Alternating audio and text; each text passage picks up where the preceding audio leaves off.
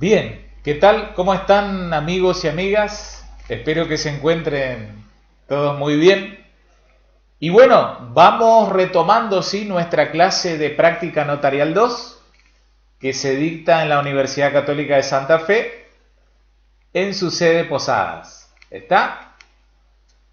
Como ven allí en la pantalla, ¿sí? en la placa que se está visualizando, el tema que vamos a tratar en la clase de hoy es el referente a la extinción del régimen de comunidad. ¿Está?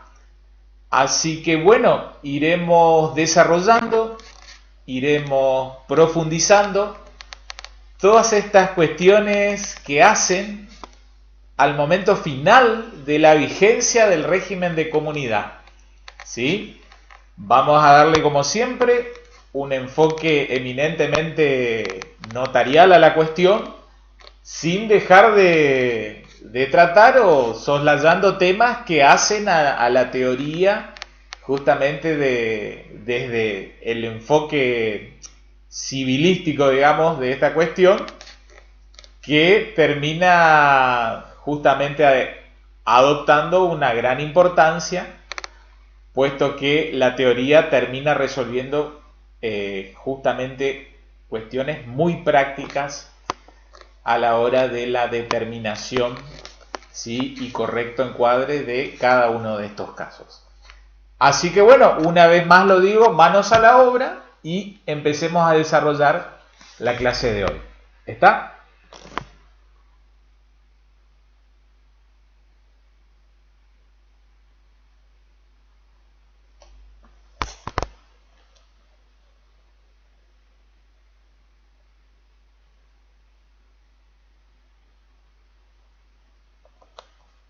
Vamos a meternos como para ubicarse y retomar el tema justamente en nuestra guía temática, una vez más, ¿sí?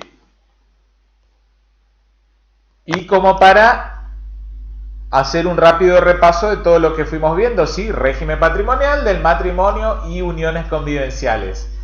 Hemos desarrollado con anterioridad los puntos primero, ¿sí? Segundo, tercero, y estamos acá en órbita del desarrollo del punto cuarto. ¿Está? En las clases anteriores, ¿sí? En las dos clases anteriores que preceden a esta que estamos desarrollando hoy, justamente empezamos a hacer el encuadre del régimen de comunidad, ¿sí? Justamente fuimos destacando los caracteres que tipifican a este régimen de comunidad, ¿sí? ¿Se acuerdan de la cuestión de que reviste el carácter supletorio, ¿sí? Supletorio de la voluntad inexpresada de las partes.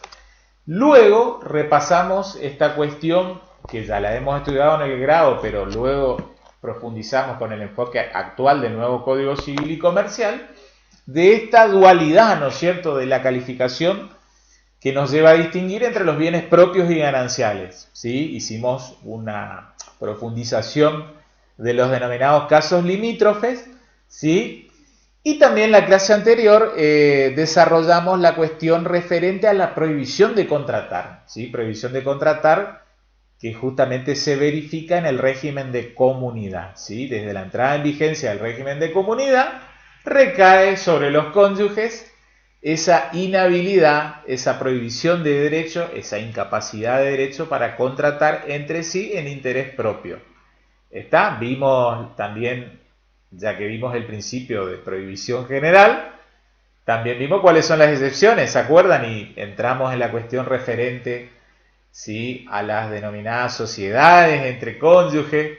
Nuevamente hicimos ese análisis entre el desfasaje que en cierta manera existe entre la legislación de la Ley General de Sociedades y justamente este principio general planteado por el artículo 1002, inciso letra D.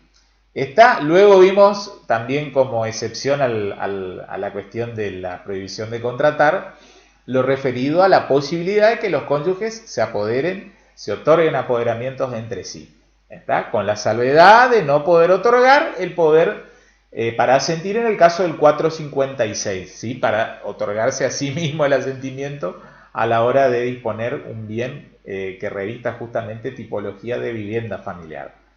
Y justamente tratamos la cuestión de la convención matrimonial como si fuera una excepción más a la prohibición de contratar, ¿sí? Puesto que los matrimonios, digamos, en curso de ejecución tienen la alternativa de celebrar una convención matrimonial por escritura pública y justamente elegir el objeto previsto en el artículo 446, inciso letra D, es decir, la opción referente al cambio de régimen. ¿Estamos? La clase anterior también habíamos desarrollado el interesante tema del asentimiento, ¿sí? Y acá vuelvo al cuadro que vimos con antelación, ¿sí? La cuestión del asentimiento. La cuestión del asentimiento, les decía,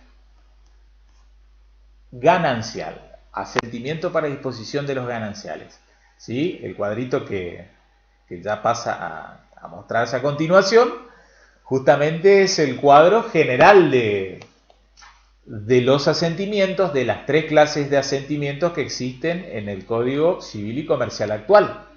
Está ahí, ustedes lo ven, habíamos estudiado ya hace una buena cantidad de clases atrás, el asentimiento que llaman algunos en interés familiar, conocido como el asentimiento conyugal para disposición de vivienda, de los derechos sobre la vivienda y los muebles indispensables de esta, previsto en el artículo 456.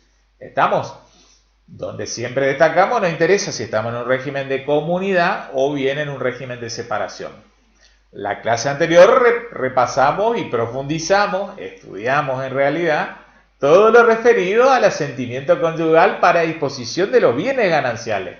¿Sí? Fuimos estudiando, enumerando cuáles son esos incisos de aplicación en los cuales va a ser requerido, ¿sí?, el otorgamiento del asentimiento por parte del cónyuge no titular. ¿Está? Lógicamente este asentimiento se aplica solo al régimen de comunidad. Y más adelante vamos a estudiar, ya saliendo de la cuestión matrimonial, lo vamos a meter en el tema de unión convivencial y vamos a estudiar cuáles son los lineamientos que trae el código para el llamado, por así decirlo, asentimiento convivencial, ¿sí?, para disposición de vivienda y muebles indispensables de esta, que funciona de una manera muy análoga, muy similar a lo previsto en el artículo 456. Está una cuestión nomás para remarcar un poco desde la faz o praxis notarial respecto del asentimiento, ¿sí? Entonces no se vayan a olvidar que sea que estemos en órbita del artículo 456, es decir, el asentimiento para disposición de derechos sobre vivienda, o que estemos en órbita del artículo 470 con sus distintos incisos, es decir, el asentimiento para disposición sobre los gananciales, yendo un poco a la praxis notarial y a estas cuestiones o gestiones preescriturarias, es decir, que tenemos como, digamos, como manda los escribanos a la hora de ir solicitando, ¿sí?, todos los certificados, ¿sí?, todas las autorizaciones previas al momento de la audiencia, que es propiamente la gestión escrituraria. Justamente una de las cuestiones que hay que promover y solicitar es el certificado del registro de la propiedad. Supongamos que estamos en materia de inmuebles y una propiedad inmobiliaria. Entonces no se olviden que en el caso de que un cónyuge titular venga a disponer un inmueble que reviste tipología propia, ¿sí?, o bien ganancial y es vivienda familiar, o en el caso que venga a disponer un inmueble con tipología ganancial, a la hora de completar ese famoso formulario F6, ¿sí?, certificado de dominio e inhibiciones, hablo lógicamente de esto limitándonos a lo que es provincia de Misiones, registro de la propiedad inmueble de la provincia de Misiones, ¿está? Puede parecer de perogrullo lo que voy a decir, pero justamente no hace falta solicitar certificado de inhibiciones por el cónyuge no titular, ¿sí?, que va a venir a asentir en el acto escriturario, ¿sí?, en la audiencia notarial. ¿Está? El F6 justamente es un certificado de dominio para saber el estado de la situación dominial del inmueble objeto del acto a celebrarse, ¿sí?, y para averiguar cómo se encuentra el poder de disposición, el poder dispositivo, el poder de fuego, digamos, del titular registral. ¿Está? No tenemos que pedir justamente cómo se encuentra desde el punto de vista de las inhibiciones un cónyuge que asiente, sea para el artículo 456 o bien lo sea para el artículo 470. ¿Sí? El certificado de inhibiciones, la parte de inhibiciones de ese certificado F6 va a ser únicamente por el titular registral. Eso era una cosita que quizás me olvidé de destacarlo en la vez anterior, pero hace a la praxis notarial. Y otra cuestión que también hace a la práctica notarial, yendo ya un poco al análisis del esquema escriturario, ¿sí? Es la cuestión de la comparecencia del cónyuge que asiente. Está a la hora de, justamente, tener esa presencia física, ¿sí? del cónyuge no titular. Recordarán ustedes, conforme a todo lo que hemos estudiado, digamos, en el práctico notarial 1, ¿sí? Aquella parte de la escritura que se denomina justamente la comparecencia, ¿sí? ¿Cómo podemos hacer comparecer a este cónyuge que viene a prestar su asentimiento conyugal? Acá, como siempre, en todas las cuestiones casi en derecho, hay dos grandes bibliotecas. O lo hacemos comparecer al inicio, propiamente en la comparecencia, que es, digamos, un poco lo que hace, digamos, a la más refinada técnica notarial, ¿sí? Entonces comparece ya el cónyuge titular y también comparece en ese mismo lugar, en esa misma parte de la escritura, del texto escriturario, el cónyuge no titular. Y volcamos todos sus datos personales. ¿Está? No se olviden que aparte de los datos personales, ¿sí? Ese cónyuge no titular también va a tener que justificar su identidad. ¿Está? Acreditar su identidad por alguno de los sistemas clásicos que ya conocemos. Es decir, los previstos en el artículo 306 del Código Civil y Comercial. Sea del inciso A, es decir, a través de documentación o documento idóneo, o del artículo 306, inciso letra B. ¿Está? Es decir, a través de lo que se denomina la afirmación de conocimiento. ¿Está? Hay que destacar siempre afirmación de conocimiento. Fe de conocimiento, es erróneo hablar así en el texto escriturario. La fe de conocimiento ya fue desterrada del derecho argentino en el año 2006, ¿sí? Cuando inclusive ya había sido modificado el viejo artículo 1002 del Código Civil de don Dalmacio Vélez Arfiel. ¿Está? Entonces a ese cónyuge no titular que viene a prestar asentimiento lo hacemos comparecer justamente al inicio, en la comparecencia, o nada obsta a que en una declaración complementaria, luego del negocio esencial celebrado, también comparezca, ¿sí? Ese cónyuge no titular e individualicemos sus datos personales, ¿sí? Justifiquemos su identidad y a no olvidarse también que hay que aclarar en qué carácter interviene. ¿Está? Si justamente va a ser un cónyuge no titular por derecho propio o si es un tercero quien en nombre y representación suyo o suya viene a otorgar su asentimiento conyugal. ¿Está? Vuelvo a reiterar por ahí, ya que estamos en práctica notarial 2, la enseñanza es, siguiendo la técnica notarial más refinada, hacerlo comparecer en la comparecencia propiamente dicha. Pero nada obsta hacerlo más abajo también. Lo importante es que esté en un lugar o en otro lugar, no falten datos personales, ¿sí? Acreditemos su justificación de identidad y que aclaremos en qué carácter interviene tal sujeto. ¿Estamos? Bien, cerramos entonces con eso, ponemos un broche, un moño a la cuestión de asentimiento conyugal, ¿sí? Y los invito a que, como siempre digo, la parte metodológica, vayamos ahora a ubicar la temática que sigue a continuación dentro del contexto, ¿sí?, de estructura metodológica de nuestro Código Civil y Comercial. ¿Estamos? ¿Sí? Vuelvo a este cuadrito que ya lo vimos una y mil veces. ¿Estamos?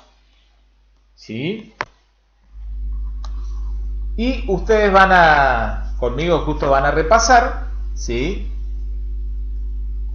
que justamente encontrándonos dentro de la órbita de ese libro segundo, ¿sí?, de relaciones de familia, que ya va a aparecer proyectado en la visual, ¿sí?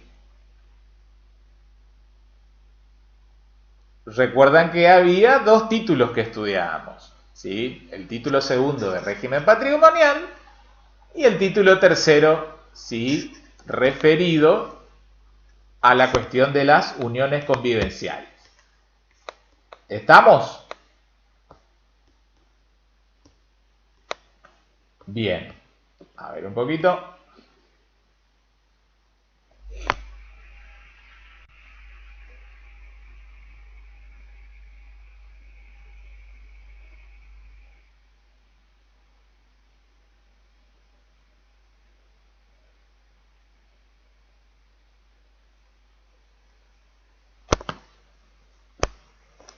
Bien, ahí lo tienen, ¿sí?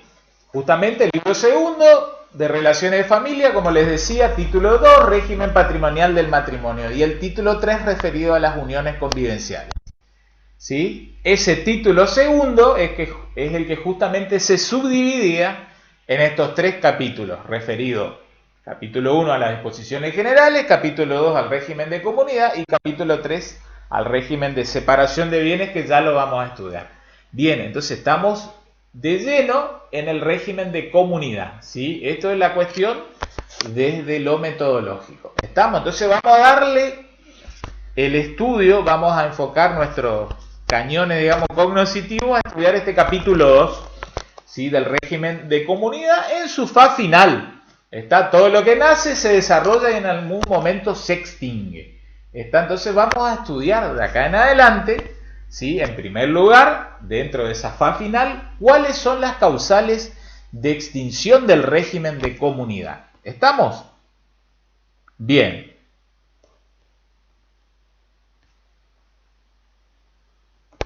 Entonces, ¿sí?, vamos a tener que ir al análisis de un artículo muy importante, ¿sí?, en esta fase final del régimen de comunidad. ¿Cuál es el artículo 475, ¿sí?, del Código Civil y Comercial vigente en nuestra nación?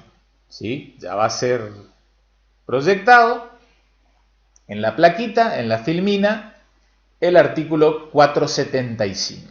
¿Estamos? Y ahí encontramos las causales de extinción, ¿sí? Ya lo dijimos varias veces. Tradicionalmente uno se va a mover en dos causales, ¿sí? O nos movíamos bajo el viejo régimen dentro de la órbita de dos causales. ¿Está? Paso a leer cuáles son, después nos metemos en el análisis del propio texto legal. Muerte comprobada o presunta de los cónyuges. ¿Está? Ahí es que el propio Código Civil y Comercial va a hacer un reenvío a toda la cuestión del libro justamente de sucesiones, ¿está?, para cual si fuera a tramitar una cuestión hereditaria. Segunda causal, rara vez se ve en las faz prácticas, de anulación de matrimonio putativo. Tercer causal, ¿sí?, que junto con la primera engloba la inmensa mayoría de casos, la referida al divorcio. Está la cuarta, que también tuvo una cierta vigencia o digamos un cierto verano práctico a lo largo de la historia del derecho civil nacional: separación judicial de bienes, ¿sí? Y he aquí, en último lugar, en quinto lugar, la causal de modificación del régimen patrimonial. Vemos cómo aparece en quinto lugar una causal voluntaria, ¿sí? ¿Y qué va a ser lo importante? Que esta quinta causal, modificación del régimen patrimonial, ¿sí?, no va a extinguir o disolver el vínculo matrimonial, sino que tan solo será elegir un nuevo régimen patrimonial. Ustedes ya lo saben, ¿sí?, estamos hablando en definitiva de una convención matrimonial por la cual los cónyuges deciden, ¿sí?, adoptar un régimen patrimonial distinto. Lógicamente, ¿sí?, ¿cuál será? Encontrándose en un régimen de comunidad, van a elegir un régimen de separación de bienes. ¿Estamos? Bien. Veamos ahora lo siguiente, ¿sí?, la siguiente cuestión. Vean, no todas las causales, ¿sí?, tienen o adoptan el mismo momento de extinción. a cada causal de extinción, ¿sí?, se le aplica su momento de extinción. ¿Sí? De allí que aglutinamos, ¿sí?, agrupamos en 3 grandes subgrupos, ¿sí?, las causales para referirnos al tema del momento de extinción. No es nada del otro mundo, vean, muerte comprobada o presunta del cónyuge, ¿cuál será la fecha de extinción? La fecha del fallecimiento real, ¿sí?, lógicamente, ¿con qué se acreditará? Con el instrumento público partida de defunción, o fallecimiento presunto, fijado en otro instrumento público que será una sentencia de un juez. ¿Está? Es lo que se suele denominar en ese contexto el día presuntivo de fallecimiento. ¿Está? Esto lo interpretamos, a partir del artículo 475, inciso A. Segundo grupo, ¿sí?, de anulación, divorcio o separación judicial de bienes. ¿Está? Presten atención acá, cómo ya comienza a haber un momento distinto de extinción del régimen. ¿Está? Vuelvo a reiterar, anulación, divorcio, separación judicial de bienes. ¿Cuál es ese momento? El día de la notificación de la demanda o de la presentación de la petición conjunta de los cónyuges. ¿Está? Esto surge expresamente, después lo leen y si tenemos tiempo lo leemos, a partir del artículo 480 y su primer párrafo. ¿Estamos? Y en tercer lugar, ¿sí?, vean ya lo propio y específico para la nueva causal de extinción del régimen de comunidad. ¿Sí? ¿Cuál es? Justamente la causal de modificación del régimen patrimonial. ¿Cuál es esa fecha o momento exacto de extinción? La fecha establecida en la Convención Matrimonial de Cambio de Régimen. ¿Está? Acá hay un pequeño margencito, si uno lee el 463 parte final, les cuento, ese artículo era el que hablaba del carácter supletorio en general del régimen de comunidad. ¿Está? Y dejaba ahí un pequeño margen para, digamos, la autonomía de la voluntad en el sentido de fijar dentro de ciertos límites el momento concreto de extinción, o mejor dicho, inclusive de entrada en vigencia del régimen de comunidad. ¿Está? Acá en este momento estamos extinguiendo la comunidad, entonces a través de la celebración de la convención matrimonial se podrá pactar un momento concreto de extinción. O sea, no necesariamente el día de su celebración. ¿Está? Puede haberse fijado, por acuerdo de voluntad de las partes, una fecha diferente. ¿Está? Lógicamente va a haber que manejarse para no, digamos, excederse en el ejercicio de ese pequeño margen de autonomía de la voluntad con los principios rectores del derecho civil nacional. ¿Sí? Tampoco caer en abuso del derecho y fijar una fecha muy lejana del momento de celebración de la convención matrimonial de cambio hacia un régimen de separación. Bien, estamos entonces, ya repasamos cuáles son las causales, repasamos cuáles son los momentos, mejor dicho, estudiamos cuáles son los momentos de extinción, y ahora vean esta otra cuestión. Permítanme que vuelva hacia atrás, ¿sí? Y ustedes observan en esta placa que de ese catálogo, ¿sí?, de ese cardápio, como dicen los brasileños, a la hora de hablar de un menú, como si fuera culinario, digamos, de comida, acá tenemos un catálogo, un menú de causales de extinción. Si ustedes pegan un vistazo van a ver que no se menciona la separación de hecho. ¿Sí? Esto se suele hablar mucho en el ámbito de familia, de separación de hecho sin voluntad de unirse. Ven que no es causal autónoma de extinción del régimen de comunidad. Vayan anotando, vayan advirtiendo ello. La separación de hecho no es causal autónoma. ¿Sí? Es un poco lo que decimos aquí en primer lugar en esta plaquita. Separación de hecho no es causal autónoma de extinción del régimen.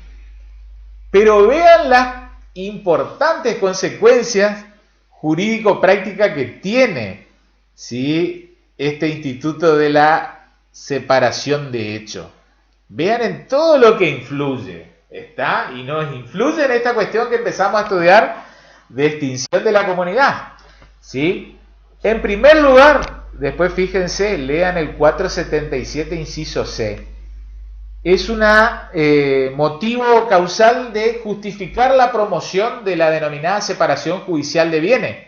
¿Está? Vuelvo para atrás, ustedes ven que la separación judicial de bienes en sí misma es la causal de extinción de la comunidad. ¿Está? Y a su vez resulta ser que la separación de hecho justifica la promoción de una separación judicial de bienes. ¿Está? Artículo 477, inciso letra C. Vean, segunda cuestión que nos pega de lleno y tiene importancia suprema en la cuestión que estamos estudiando. Vean, nos modifica el momento de extinción de la comunidad. ¿Está? ¿Cuándo? En los casos en que es precedente a la anulación de matrimonio o divorcio. ¿Está? Esto surge del artículo 480, segundo párrafo. ¿Sí? Uno cuando lee el 480 es un poco ubicarse, vuelvo al cuadrito de atrás, es hablar de los momentos de extinción del régimen de comunidad en general, conforme a sus distintas causales. Bien, resulta ser que el artículo 480, segundo párrafo, ¿sí? A la hora de hablar de separación de hecho, si bien no le da el ropaje o el rótulo de o le da tanta importancia jurídica de decir es causal de extinción del régimen de comunidad, vean que modifica, probablemente modifique el momento de extinción de la comunidad, ¿sí? Permítanme que vuelva atrás, cuando es cuestión de anulación del matrimonio o de divorcio. ¿Está? Entonces ahí va a haber un claro efecto retroactivo, ¿sí? Hacia atrás. ¿Está? Entonces la comunidad se va a agotar, se va a extinguir antes, ¿sí? Efecto retroactivo al día de la separación. ¿Se entiende? ¿Me van siguiendo? ¿Está? Porque recién veíamos, si es divorcio o anulación, en principio día de notificación de la demanda o petición conjunta de los cónyuges. Bien, en esta cuestión de anulación o divorcio, si el hecho jurídico, porque en definitiva no termina de ser una sucesión, como se suele decir, sin solución de continuidad, de separación de hechos sin voluntad de unirse, ¿sí? Precede a la anulación de matrimonio o divorcio, a su vez el efecto retroactivo va mucho más atrás, puesto que va al día del inicio de la separación. ¿Estamos? Y ahí lo dejamos planteado así como una cuestión, digamos, para investigar y resolver y estar atento un poco para dónde van las líneas jurisprudenciales. Y es lo que está un poco planteado en esos signos de interrogación. ¿Y cuál es el rol que cumple la separación de hecho en el caso inclusive de preceder al fallecimiento?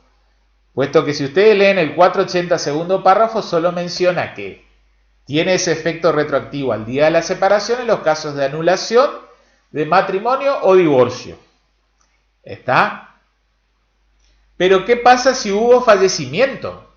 Y con anterioridad a ese fallecimiento ya estaban separados de hecho. ¿Sí? También se retrotrae la comunidad en ese supuesto. Porque, y acá caemos en la tercera cuestión importantísima de la separación de hecho. Vean la importancia en todo lo que influye. Ya lo hemos estudiado en el régimen sucesorio. La separación de hechos sin voluntad de unirse extingue la vocación hereditaria recíproca entre los cónyuges. ¿Está? Rompe, extingue, elimina la vocación. ¿Sí? Es como que justamente extingue la calidad de herederos. Ustedes habrán estudiado en el régimen sucesorio y lo vamos a profundizar en el otro bloque temático que viene luego del régimen patrimonial de matrimonio y uniones convivenciales. Sabrán que el cónyuge reviste una calidad de heredero, lo que antes se denominaba en el Código de Vélez forzoso. En el nuevo Código Civil y Comercial prácticamente no se habla hoy en día del heredero forzoso, ¿sí? Pero el heredero forzoso es el heredero que tiene legítima, ¿sí? Aquella parte o porción de la herencia de la cual no puede ser privado, ¿sí? Y si estábamos en la óptica o en la órbita del viejo código, era sin una justa causal de desheredación. Pero no se olviden que en el nuevo Código Civil y Comercial, el instituto de la desheredación, fue desterrado. ¿Está? Volviendo al tema que nos convoca, la separación de hecho extingue vocación hereditaria. Elimina la calidad de heredero forzoso, de heredero con legítima. Después vamos a hablar de las cuotas de legítima y demás, tema recontra apasionante también. ¿Está? Esto surge del artículo 2437. Ustedes leen el 2437 y justo van a ver que va a disponer ese artículo que extingue la vocación hereditaria. Pero de ahí es que yo engancho a esta pregunta que está planteado más arriba en la placa. Si precedió al fallecimiento, aparte de haber extinguido vocación hereditaria, ¿sí? ¿También nos llevó más para atrás el momento de la extinción o recién es propiamente el momento de la muerte? Bueno, ahí hay algunas cuestiones para profundizar y analizar. ¿Estamos? Bien. Volvamos entonces a nuestra guía de trabajo, ¿sí? Y justamente vamos a sintetizar entonces que ya hemos estudiado cuáles son las causales de extinción de la comunidad, ¿sí? Tradicionalmente nos movemos en la cuestión de muerte, de divorcio, y esperemos, ¿sí?, que la práctica notarial cotidiana, ¿sí?, a través de la celebración de las convenciones matrimoniales para cambio de régimen, ¿sí?, tornen operativa esta quinta causal de disolución. ¿Está? Estudiamos cuáles son los momentos concretos de extinción de la comunidad y recién repasamos cuál es la importancia de la separación de hechos. Volvemos a reiterar, si bien no es causal autónoma, vean la importancia que tiene en la cuestión ya sea de comunidad, en el derecho hereditario, ¿sí?, en el derecho de las sucesiones. ¿Estamos? Bien, volvamos a nuestra guía, les decía. Bien, y ustedes lo ven allí. Causales de extinción de la comunidad. Indivisión postcomunitaria. ¿Está? Es como que, justamente, ¿sí?, el hecho de que se haya extinguido la comunidad es el puntapié inicial, ¿sí?, el disparador del nacimiento de la indivisión postcomunitaria. Eso que dijimos la clase anterior, de que nace cuando muere, la comunidad nace cuando muere. Bueno, ha muerto la comunidad, entonces nace un régimen de indivisión. ¿Qué es lo que es un régimen de indivisión? Cuando dos o más personas tienen derecho sobre una cosa, ¿sí?, y no hay determinación material de la extensión de ese derecho, ¿sí? Eso es lo que sucede con la indivisión postcomunitaria, postcomunidad, ¿sí? Es lo mismo que la indivisión hereditaria, ¿sí? De allí que, justamente según cuál haya sido la causal, vamos a ver que habrá, digamos, un reenvío o remisión al régimen general del derecho sucesorio o derecho hereditario. ¿Está? Y después veremos que, por otro lado, para otro lado, digamos, de las aguas, va a haber una remisión a un régimen propio, ¿sí? En el sentido de decir, en vida de los cónyuges o excónyuges, si obviamente se mantienen con vida, otro será el régimen de aplicación. Estamos, entonces, vamos a meternos en la letra del código, ¿sí?, para estudiar este régimen de indivisión postcomunitaria. Bien, como ven allí un poco en la guía, y ya nos vamos a la letra del código, habrá que estudiar esto de si nos vamos a las reglas de indivisión hereditaria o bien si nos quedamos en el régimen propio. ¿Estamos? Bien.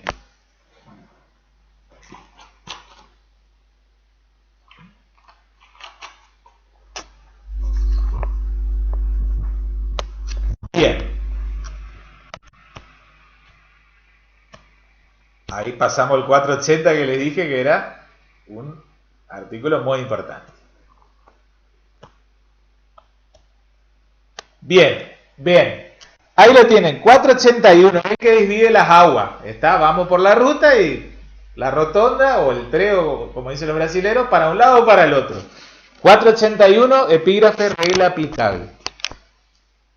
Extinguido el régimen por muerte de uno de los cónyuges, o producido el fallecimiento, mientras subsiste la indivisión poscomunitaria, se aplican las reglas de la indivisión hereditaria. ¿Estamos? Si se extingue en vida de ambos cónyuges, la indivisión se rige por los artículos siguientes de esta sección. ¿Cuáles serán las causales de extinguirse en vida? Y bueno, podrá ser divorcio, ¿sí? Ahí hay ruptura del vínculo matrimonial. Podrá ser separación judicial de bienes, que no rompe el vínculo matrimonial. ¿Está? O podrá ser modificación del régimen patrimonial a través de la celebración de una convención matrimonial. ¿Estamos? En el otro gran bloque temático, cuando estudiemos lo que dimos en llamar incumbencia notarial en materia sucesoria, vamos a analizar, ¿sí?, las cuestiones atinentes a este reenvío de cuando el hecho jurídico de la muerte opera justamente como causal de extinción o disolución de la comunidad y obviamente como hecho disparador de todo el régimen sucesorio. Vamos a meternos de lleno ahora.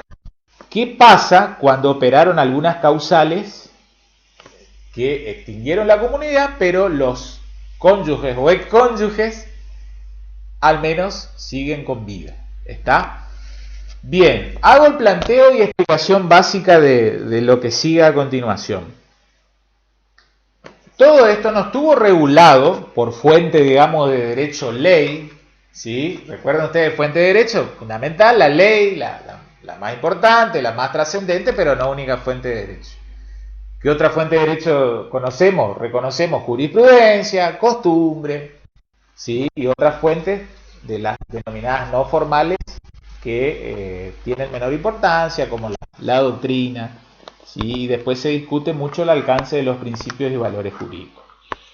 Bien, la fuente legal en el Código de Vélez no tenía solución expresa para este, digamos, segmento temporal, ¿sí?, para este lapso, ¿sí?, jurídico de la indivisión postcomunitaria. Entonces, la gran duda que se planteaba es qué régimen se aplicaba una vez que acaecía, ¿sí?, la extinción de la entonces llamada sociedad conyugal, principalmente para cuando se daba por causal divorcio, ¿está?, o separación judicial de bienes, puesto que si era muerte, íbamos con el reenvío al libro de Derecho de Sucesiones. Bien, entonces la gran pregunta que se planteaba los civilistas y la doctrina notarial es ¿cuál es el régimen de disposición de los bienes durante la indivisión? ¿Sí? Puesto que fuimos marcando y remarcando una vez más que ese derecho en expectativa, que ese derecho larvario, justamente con la extinción, con la causal de extinción, justamente tomaba toda su relevancia jurídica, se transformaba en un derecho subjetivo actual, patrimonial, que consistía en participar en la mitad de los gananciales. Bien, entonces habían dos grandes posturas. Unos decían, a partir de que acaece la extinción de la comunidad, ¿sí?, va a haber un régimen de codisposición. Está a partir de el divorcio, supongamos. Entonces, esto es Código de Vélez lo que le estoy rememorando, contando. A partir del hecho del divorcio, más que el hecho de la cuestión procesal de una sentencia de divorcio, va a haber codisposición. ¿Sí? Si pretende haber un acto de disposición del bien, ya no puede vender el que era excónyuge titular, ¿sí?, sino que como se actualiza su 50% en ese momento preciso y determinante, ambos deben vender.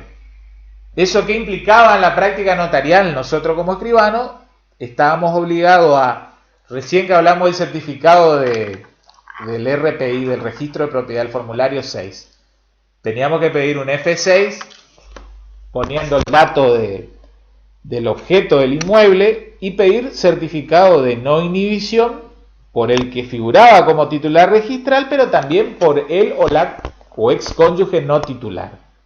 Está puesto que iba a haber un acto de codisposición. Ambos iban a vender. ¿Estamos? Otra parte de la doctrina, ¿sí? Siguiendo las enseñanzas de los profesores Bosser, Fassi y el maestro Eduardo Zanoni, decían que en realidad el régimen de sociedad conyugal en cuanto a gestión y disposición se mantenía idéntico, ¿sí? Es decir, disposición por el cónyuge titular de los derechos y sentimientos por parte del no titular. ¿Estamos? Esa era la otra gran postura. ¿Cuál era la consecuencia práctica?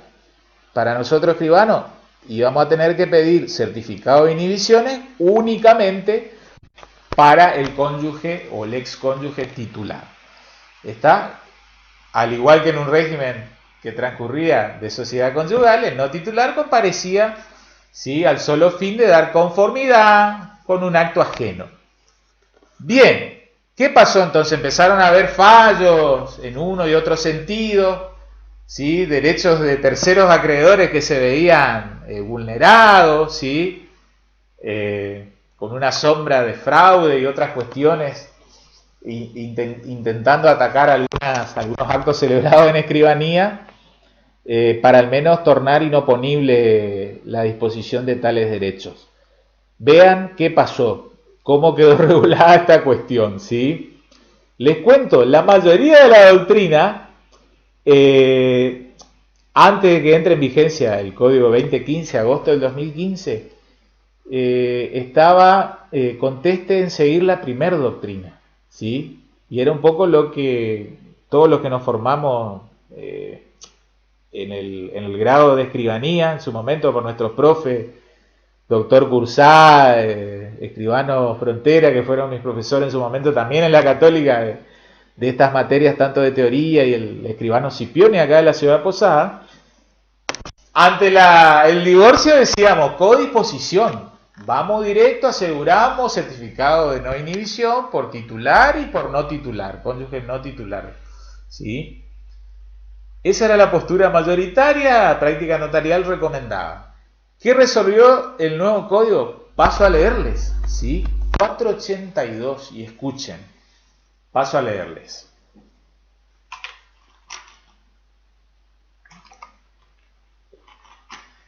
Si durante la indivisión postcomunitaria los excónyuges no acuerdan las reglas de administración y disposición de los bienes indivisos, subsisten las relativas al régimen de comunidad, en cuanto no sean modificadas en esta sección.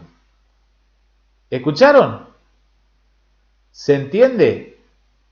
Es como que el nuevo Código Civil y Comercial deja un margen para la autonomía de la voluntad.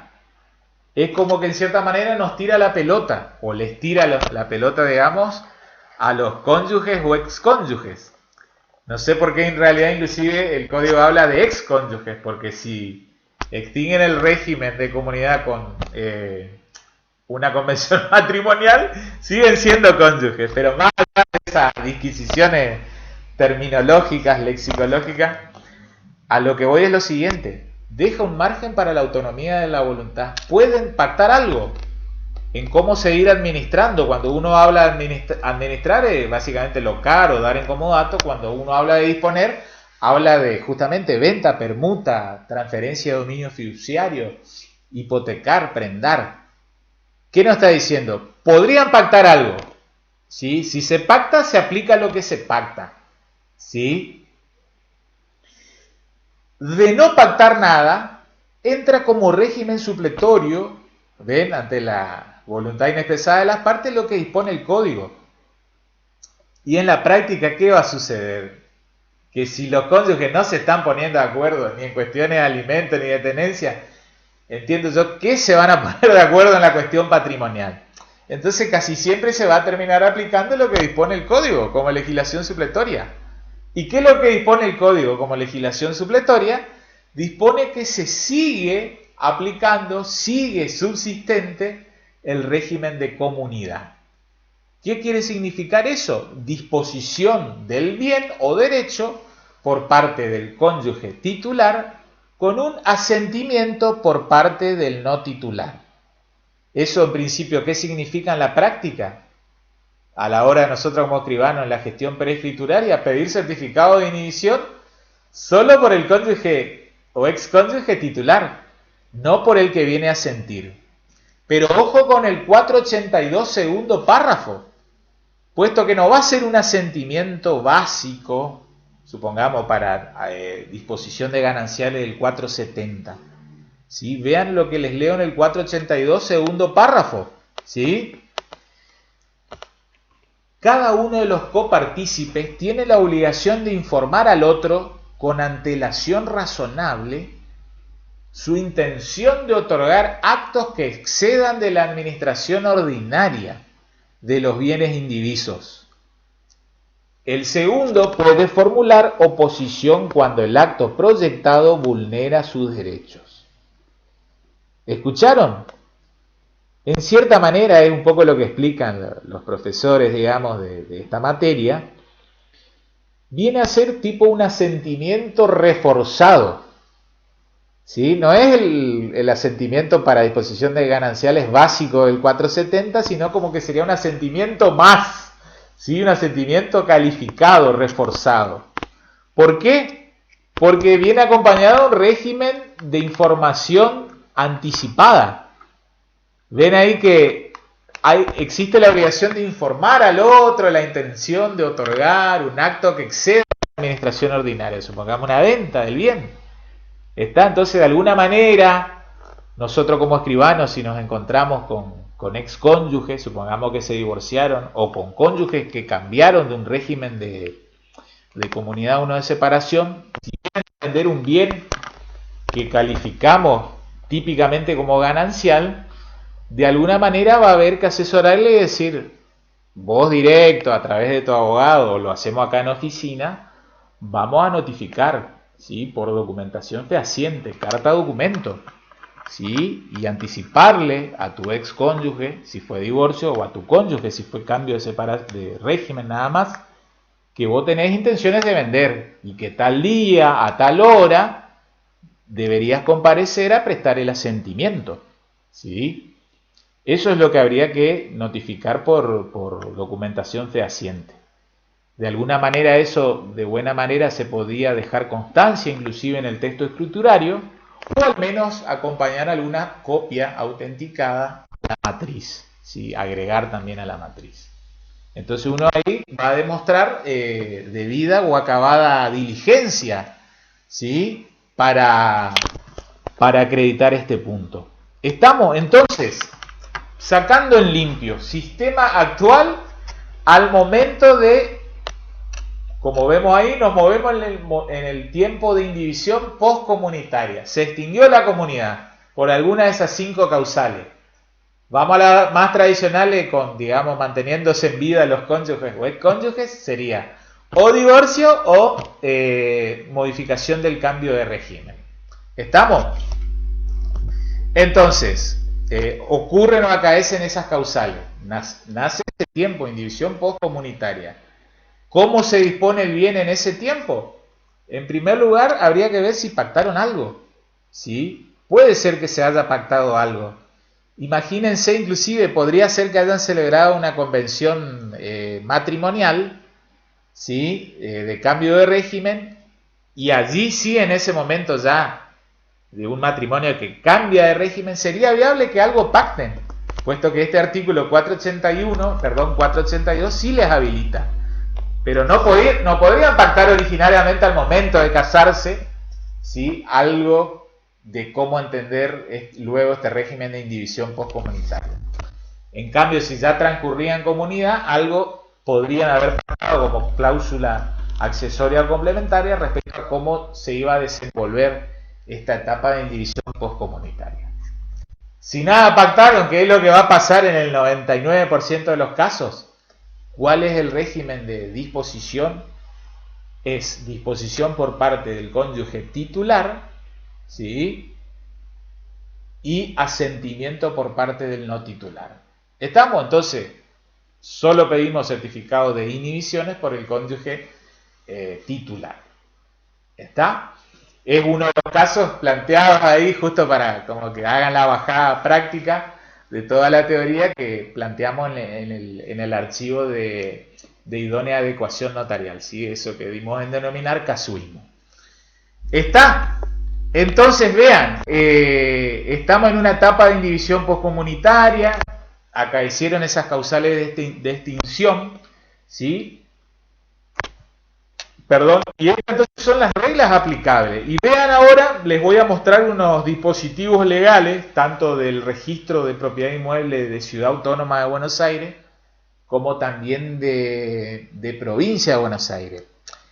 Hasta lo que tengo entendido, en nuestra provincia de Misiones no tenemos ninguna, como se suele denominar, DTR o disposición técnico registral que haya hecho la bajada de esta cuestión de disposición de los bienes en etapa de indivisión postcomunitaria.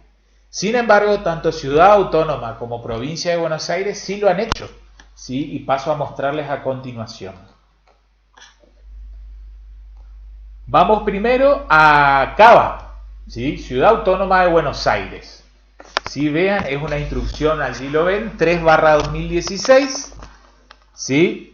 ¿Cuál es el objeto de esta instrucción de trabajo? Es como que una instrucción que da el director del registro para todo su personal, ¿sí? Para todos sus trabajadores en órbita del registro. Establecer reglas de administración y disposición de los bienes gananciales, producida la disolución de la sociedad conyugal, sin partición, encontrándose en vida de ambos cónyuges. ¿Está? Vean, vamos a la parte pertinente. Después, se hace necesario regular los aspectos a calificar en los documentos traídos a registración sobre dicha materia. Párrafo A. Cuando sean traídos a registración documentos que importen la disposición de bienes integrantes de la comunidad disuelta, se entenderá que, en principio, subsisten las reglas relativas al régimen de comunidad, debiendo disponer el titular registral con asentimiento de su cónyuge o excónyuge. En este supuesto no será necesario pedir inhibiciones por el cónyuge asintiente. Parágrafo B. Se admitirá asimismo la codisposición por ambos cónyuges o excónyuges, entendiéndose que en el caso han acordado modificar las reglas del régimen de comunidad, conforme lo posibilita el párrafo primero del citado artículo 482. En tal supuesto se exigirá inhibiciones por ambos disponentes. Regístrese como instrucción de trabajo y que ordena el director o la directora, creo que ahí está, Escribana Herrero de Pratesi.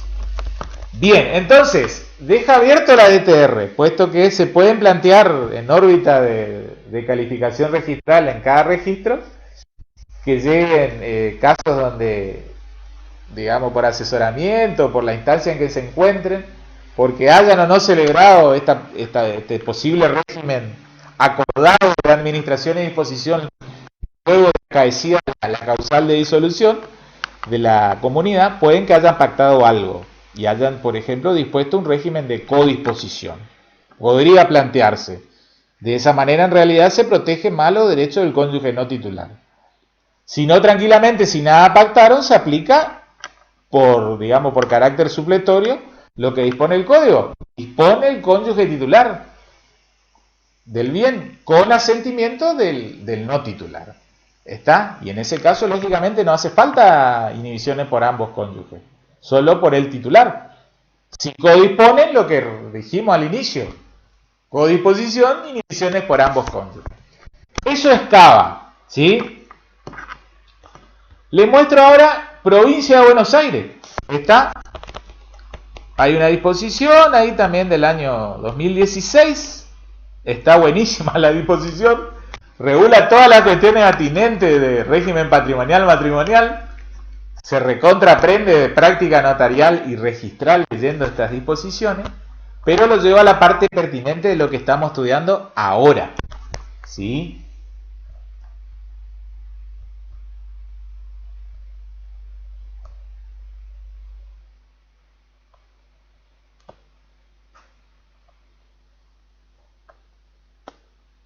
Artículo 8 de esta DTR, la 11 del 2016.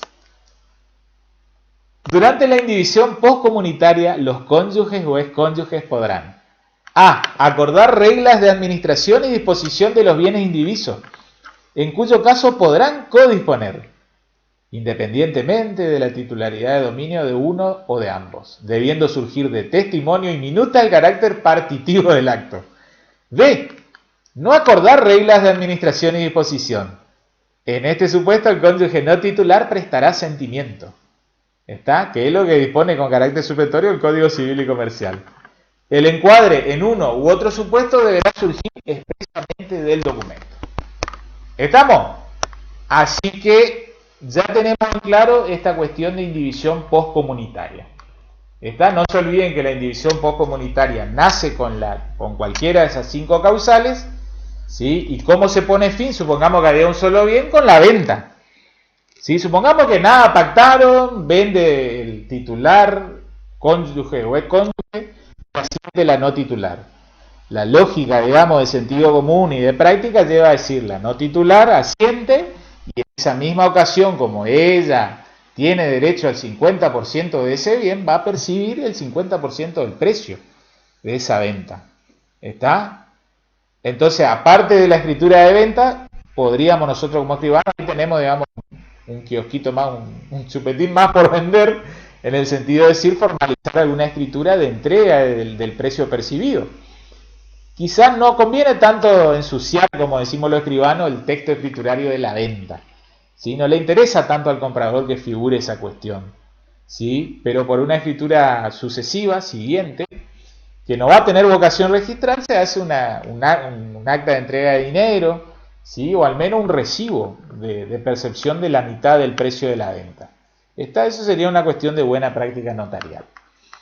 Bien, entonces les decía, la indivisión postcomunitaria nace con esas 5 causales, se puede distinguir con ese acto de venta que tiene realmente una naturaleza partitiva, o puede extinguirse la comunidad con la partición. ¿Está? Con la partición, ¿sí? Hay que partir, hay que cortar el pastel, hay que cortar la torta. Pero previo a la partición, ¿sí?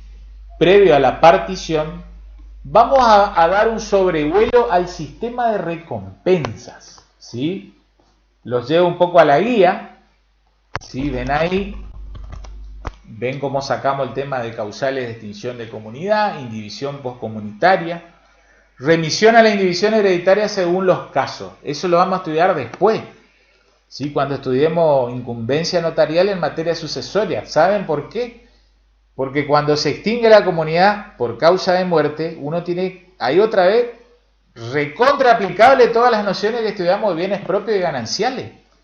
Puesto que no es lo mismo la concurrencia del cónyuge supérstite sobre un bien propio que sobre un bien ganancial.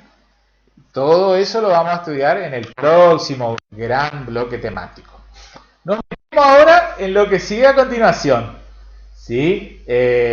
Bueno, vimos lo del régimen propio, ¿sí? El régimen propio de esto, en principio, carácter supletorio. Disposición por el titular, asiente el no titular. Vamos a la liquidación. ¿Qué es liquidar? Liquidar es pagar deudas, ¿sí? Y como está regulado el Código Civil Comercial actual, lo cierto es que hay que pagar deudas. Vean qué particulares. Hay deudas que tiene que pagar la comunidad a los cónyuges y otras deudas que tienen que pagar los cónyuges a la comunidad.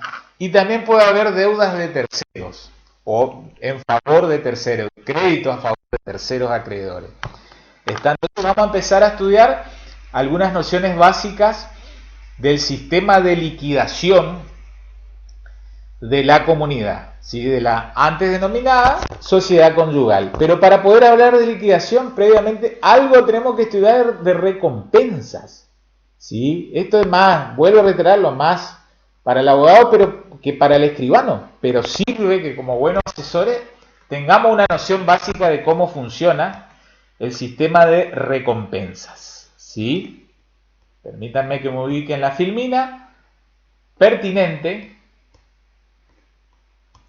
Y ahora sí lo pongo en modo de pantalla completa y vamos a empezar a desandar esta cuestión del sistema de recompensas.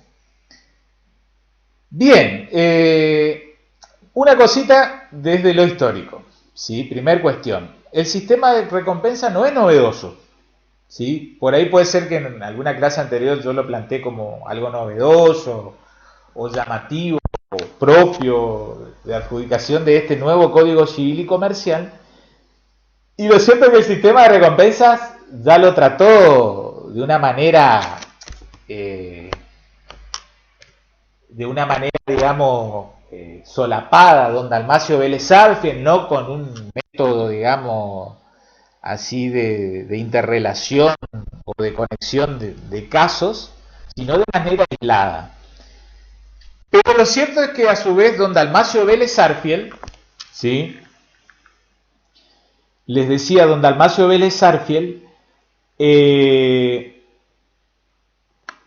a su vez se basó ya en las enseñanzas de los maestros de la codificación francesa, ¿sí? No hay que olvidarse el Código Civil de don Napoleón Bonaparte, 1804, toda la cuestión que es patrimonial, justo la cuestión contractual y la cuestión patrimonial del matrimonio, se volcó al articulado del código las enseñanzas de dos grandes autores franceses, ¿sí? Tanto de Domat como de Potier, ¿sí? Terrible jurista, de esos jurisconsultos que había en aquellos tiempos. Como para ubicarlo temporalmente, Domat fue el asesor del rey Luis XIV. ¿Sí? Luis XIV es el que mandó a construir el Palacio de Versalles ya por la década de 1670 en el siglo XVII. Y Potier es un continuador de las enseñanzas de Domat, ¿sí? Pero ya en el siglo XVIII, nació en 1699, y él vivió en Orleans, ¿sí? Profesor de civil, un jesuita. Y la cuestión es que don Potier ya habló del sistema de recompensa, vean, allá por los años 1700 y pico. Así que, como se suele decir en general, en cierta manera, ya está todo inventado, ¿sí? Ya está todo inventado. Venimos a estudiar cuestiones que se han estudiado, se han pergeniado, ideado 350 años atrás. Bien, hoy el nuevo código le da una metodología, una sistemática a la cuestión y la hace más agradable visualmente hablando, ¿está? ¿Cómo funciona el sistema de recompensas? Voy a leerles algunos artículos claves a partir de los cuales vamos a entender esta cuestión. Bien, vean, 488, extinguida la comunidad se procede a su liquidación. ¿Está? Es lo que venimos hablando. Hay que liquidar, hay que pagar deuda. A tal fin se establece la cuenta de recompensa. Por un lado, que la comunidad debe a cada cónyuge. Y por otro, lo que cada uno debe a la comunidad, según la regla de los artículos siguientes. ¿Cuándo hay crédito a favor de la comunidad o crédito a favor del cónyuge? 491. La comunidad debe recompensa al cónyuge si se ha beneficiado en detrimento del patrimonio propio. ¿Estamos? La comunidad debe recompensa a un cónyuge si se ha beneficiado en detrimento del patrimonio propio. Y el cónyuge a la comunidad si se ha beneficiado en detrimento del haber de la comunidad. ¿Estamos? Están las dos caras de la misma moneda. ¿Cómo se puede probar el sistema de recompensa? Amplios medios probatorios. 492. La prueba del derecho de recompensa incumbe a quien la invoca. Puede ser hecha por cualquier medio probatorio. ¿Estamos? Y acá entramos en dos cuestiones complicadas, ¿sí? Complicadas desde la letra literal, la interpretación literal, pero que con un ejemplo que vamos a ver de esta filmina, que entendemos que queda claro. ¿Cuál es el monto de la recompensa? ¿Sí? Por un lado, y cómo se evalúan esas recompensas. ¿Está? Vean, vamos a poner en explicación el sistema de recompensa con el ejemplo más básico para entenderlo, ¿sí? Voy y me ubico en la última filmina, que es justamente el que va a hablar el sistema de la liquidación. Vean, paso a leerles el ejemplo, que lo mencionamos en la clase anterior como uno de los casos así limítrofes, no detallado o estudiado con plenario y demás, pero que en cierta manera funciona tanto como el caso de reinversión en particular, ¿sí? Reinversión de fondos propios o subrogación. ¿Cuál era? El caso en donde sobre un inmueble propio, ¿sí? Luego se van a vivir marido y mujer, o marido y marido, y mujer, y le empiezan a introducir mejoras, ¿sí? Lo que era un baldío se transforma en una casa de una planta, dos plantas, pileta, asador. Vamos a leer el ejemplo y va a quedar muy claro. Vean, Roberto y María se casan y van a vivir al inmueble propio de esta última, que originariamente era un baldío. Supongamos, a los fines del ejemplo, y muy básico, porque es muy complejo el sistema de evaluación, quedémonos con que vale 500.000 pesos. Durante los 10 años de vigencia de la comunidad realizan mejoras, casa de 2 plantas, con pileta y asador, con fondos gananciales. ¿Cuáles eran esos fondos gananciales? Sueldos y honorarios profesionales. No hay que olvidarse que los sueldos y honorarios son gananciales. Hay algunos errores que se ven en la práctica, así de notarial, uno ve unos títulos en donde se quiere hacer la cláusula de reinversión y a la hora de poner o circunstancial dice porque provienen del producido del trabajo. Producido del trabajo es ganancial. ¿Está? Entonces, ojo con esa cuestión. Supongamos que las mejoras introducidas tienen un valor equivalente a 6 millones de pesos. ¿Estamos? 500.000 el terreno original, 6 millones de mejoras introducidas. Se divorcian. En principio pareciera a priori no haber gananciales, bienes gananciales. Pero vean cómo viene en auxilio el sistema de recompensa, ¿sí? Tomando la enseñanza del maestro Potier, ¿sí? Esto de fundamentalmente va a ser el principio civilístico de enriquecimiento sin causa, es lo que se pone de manifiesto. Vean, vamos a ir aclarando cada cosa. El bien es de carácter propio de María, es lo que vimos la clase anterior, de calificación única, teoría monista. El bien es propio, ¿sí? De la titular. Hay accesorios, hay mejoras, pero que acrecen el bien propio de su titular, María. Suma a la masa común, ¿sí? No existe hoy, vean cómo sobrevuela todavía la noción de sociedad conyugal, pero al menos hablamos de masa común, que en definitiva sería la masa de gananciales, 6 millones de pesos, ¿sí? Son de la comunidad. Ahora bien, vean, la comunidad debe recompensa, ¿sí? A Roberto, el cónyuge, como ponemos así entre comillas, por el equivalente a 3 millones, porque eran fondos gananciales, ¿sí? Que equivale justamente al 50% de la masa común.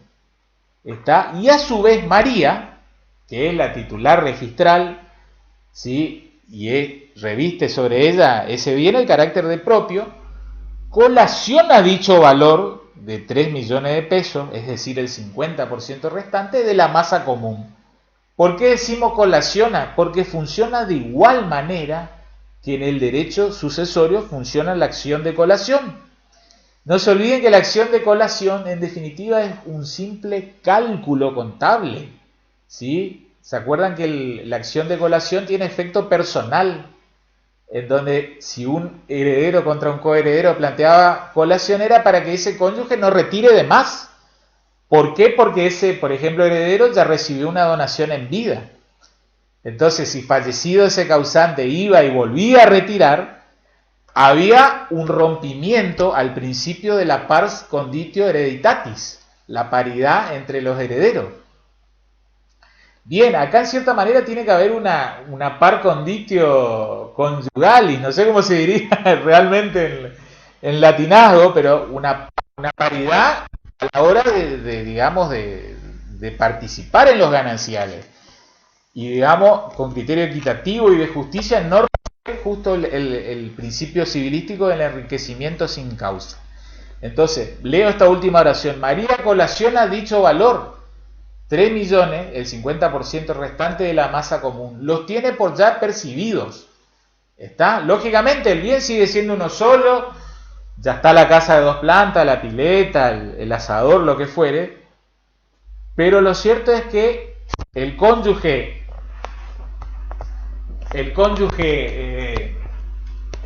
justamente no titular, ¿sí?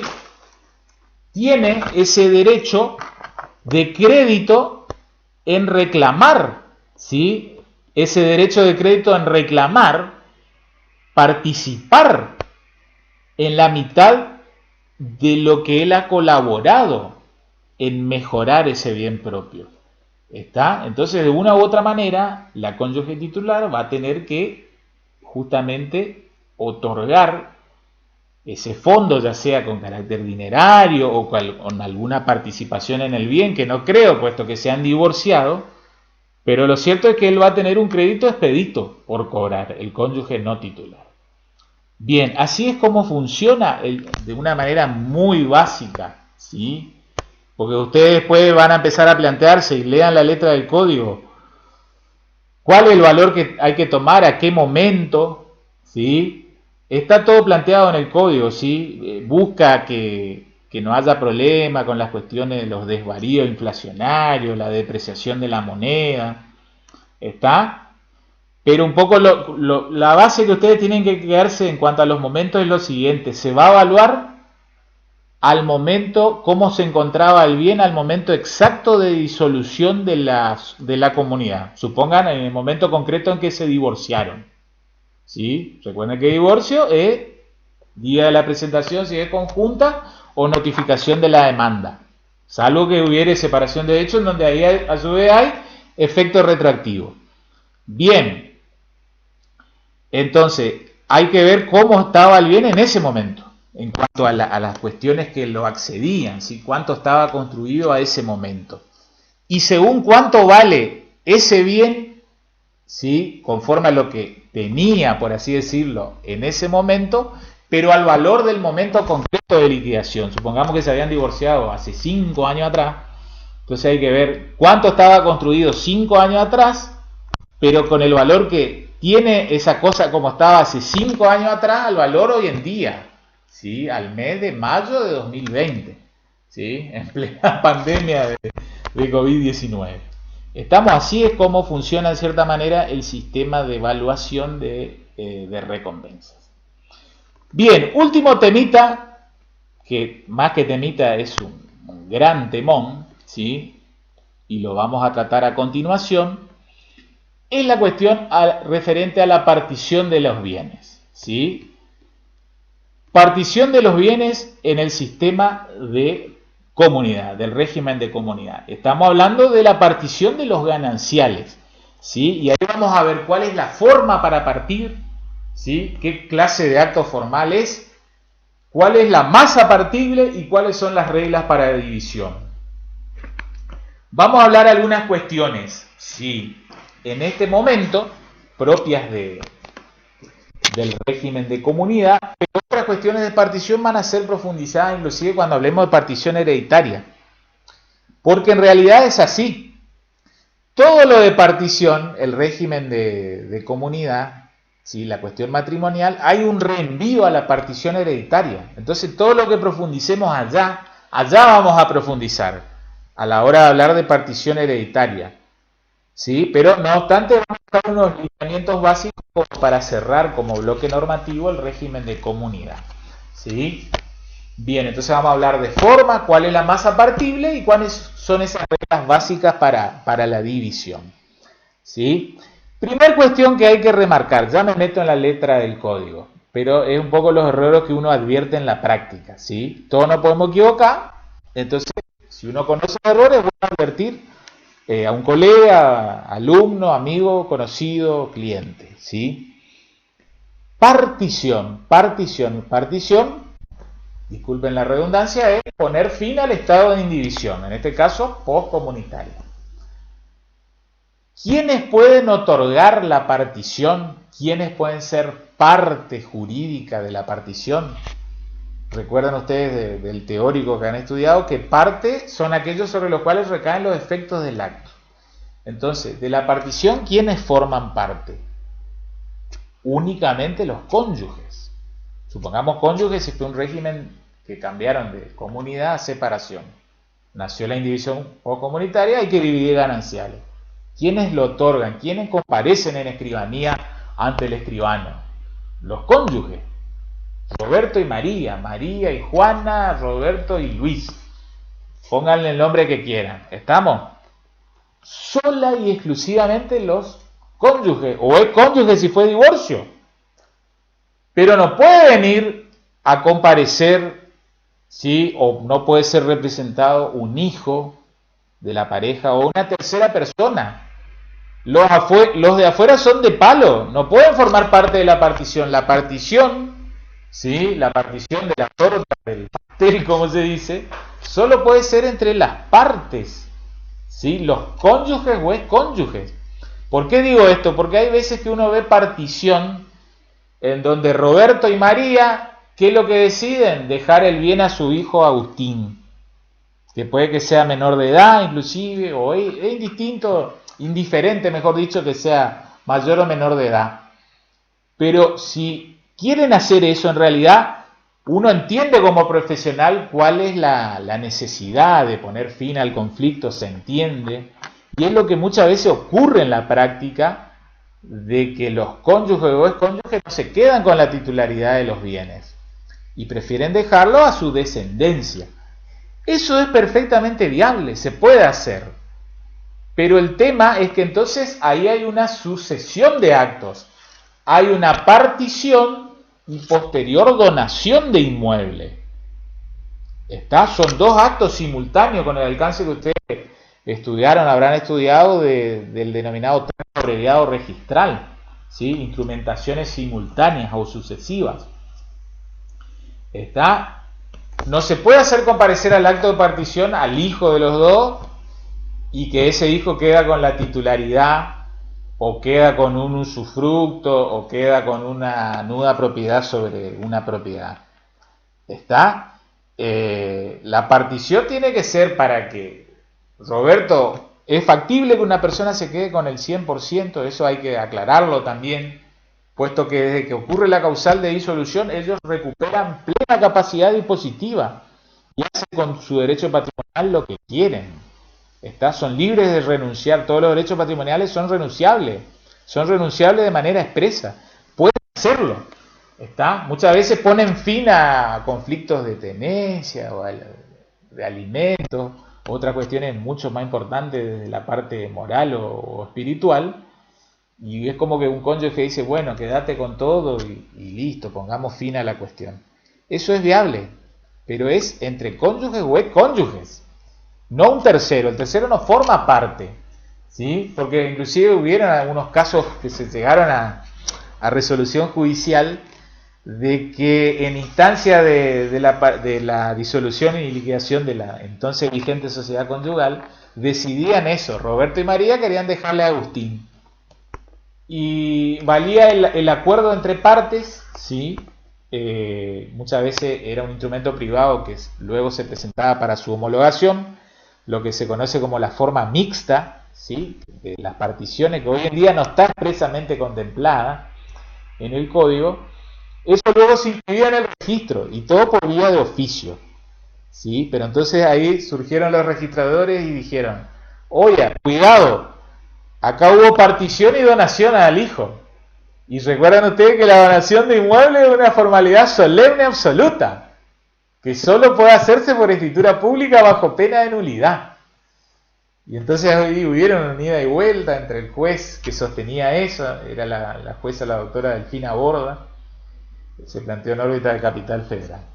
Bien, entonces, siguiendo un poco la buena doctrina, enseñanzas civilísticas y notariales, no se olviden, forman parte de la partición los cónyuges o excónyuges. Tienen que hacer algún acto partitivo y luego, simultáneo o sucesivamente, algún otro acto. ¿Sí? Que se queda con la nueva propiedad un hijo mayor o menor de edad, ¿sí? Pero si quieren hacer una reserva de usufructo, como es menor de edad, van a tener que requerir autorización judicial y puede quedar en favor de la excónyuge o del excónyuge. Pero es un acto sucesivo y ahí hay que respetar la forma para el acto sucesivo. Bien, vamos a meternos en letra del código y ya vamos cerrando este bloque y esta clase de hoy, que espero le haya resultado de suma utilidad. Bien. Voy para adelante, me paso a sistema de recompensas. Vean, partición de la comunidad, ahí estamos, nos llamaron, ¿sí? Estamos en el duelo. 496, derecho de pedirla. Disuelta la comunidad, la partición puede ser solicitada en todo tiempo, excepto disposición legal en contrario. ¿Estamos? Entonces hay que ver cómo se extinguió la comunidad. Pudo haber sido, si por muerte, lo analizamos en el otro bloque temático. Si fue divorcio, lógicamente vamos a requerir una sentencia de divorcio. ¿Sí? Tener acá en el escritorio de la escribanía sentencia de divorcio o ir al menos al expediente a mirarlo, a hacer un estudio del título in situ en el juzgado. ¿Está? Si fue cambio de régimen, una escritura de cambio de régimen. ¿Sí? Con la publicidad que tuvo que haber sido escrita, la nota marginal. ¿Sí?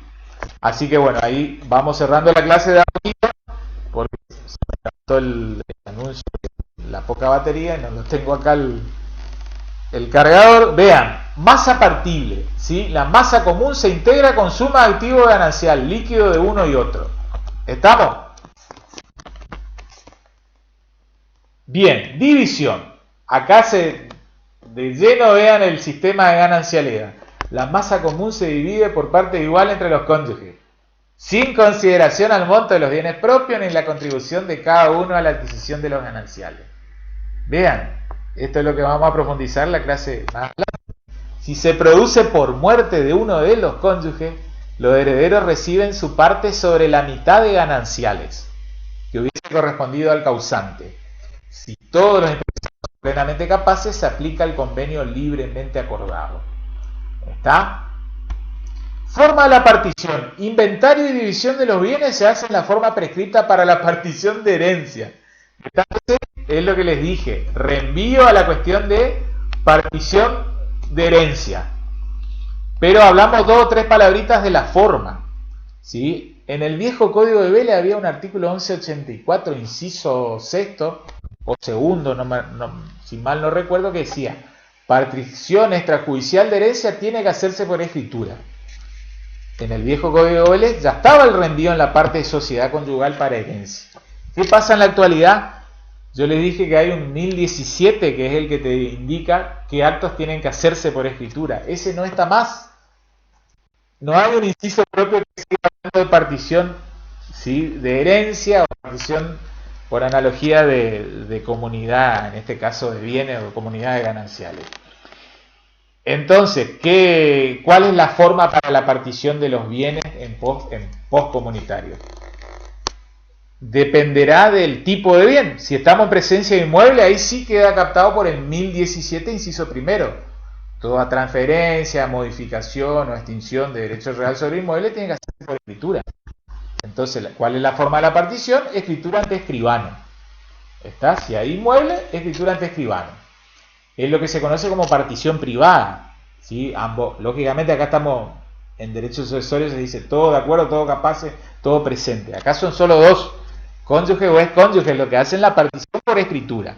¿Sí? Como escritura que es, lógicamente comparecen ambos excónyuges o cónyuges si fue devenido de un régimen patrimonial que cambió a uno de separación, y hay que instar los trámites preescriturarios de base. ¿Sí? ¿Cuáles son? Lógicamente, formulario 6, ¿sí?, acá lo proyecto, certificado de inhibiciones. Estamos, como va a haber partición, acá no es como el sistema de asentimiento que se suma o da conformidad al titular. Acá estamos en presencia en definitiva, de un acto de codisposición, más allá de que la partición a su vez tiene efecto declarativo al momento de la disolución concreta. Pero hay que pedir certificado de inhibición por ambos cónyuges, ¿sí?, o excónyuges. ¿Qué más? Certificado catastral, ¿sí? Catastral, que es como si fuera una escritura de transferencia de dominio, suponiendo de que el objeto es inmueble. ¿Qué más? Certificado de base imponible de la Resolución General 17 del 2012. ¿Está? Base imponible del inmueble. ¿Qué más? Libre deudas, de ordinario, digamos. Este libre deuda de renta es importante porque es el que te va a pedir luego el registro de la propiedad inmueble para cualquier trámite que tenga que ver con un inmueble que uno hace una rogatoria ante el registro de la propiedad inmueble. Pero también tendrá que ser libre deuda de tasa municipal, de contribución de mejora si estamos en posadas, y servicio sanitario SAMSA en posada, y el que quiere y tiene ganas pida el de Limas, ¿sí?, también por las deudas anteriores al año 99, que ya están todas prescritas.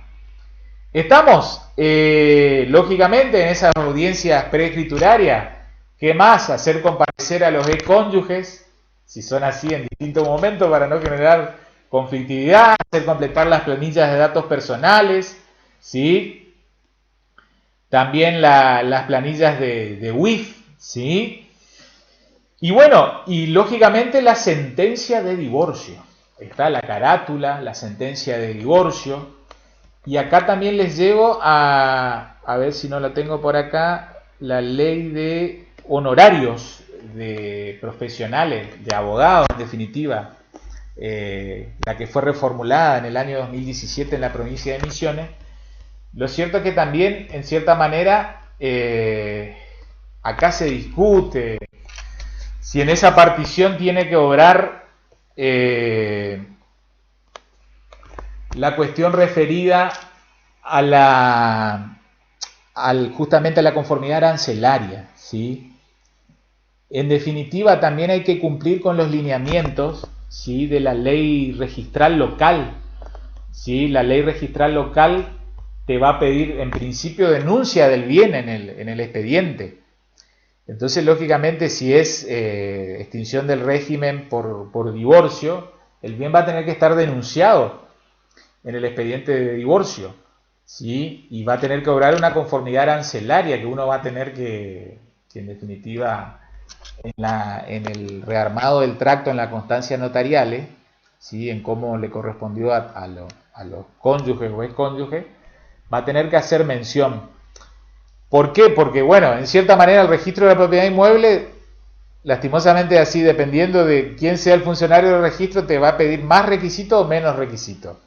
Requisitos de base, ya les dije, carátula del expediente, sentencia de divorcio, que va a haber que transcribirla íntegramente o al menos en sus partes pertinentes, principales, ¿sí?, en las constancias notariales de esa escritura de partición. Y como recién les dije, si te quieren pedir más cosas, realmente está el criterio o está la norma con apoyatura, la ley para pedirlo, conformidad arancelaria y denuncia del bien en el expediente, en este caso de divorcio. Si es un cambio de régimen nomás, o sea, una partición derivada de un cambio de régimen, lógicamente no hay divorcio. Allí se facilita mucho más la elaboración de la escritura de partición. Está, pero la escritura de partición, cuando tiene por objeto un inmueble, es prácticamente como una escritura, cualquier escritura traslativa de dominio de un inmueble. Bien, me apura la batería de la computadora, así que espero que les haya resultado de utilidad. Y bueno, les dejo un gran saludo, espero verlos en una siguiente oportunidad y nos vemos en la siguiente clase. ¿Estamos? Chau, chau, hasta luego.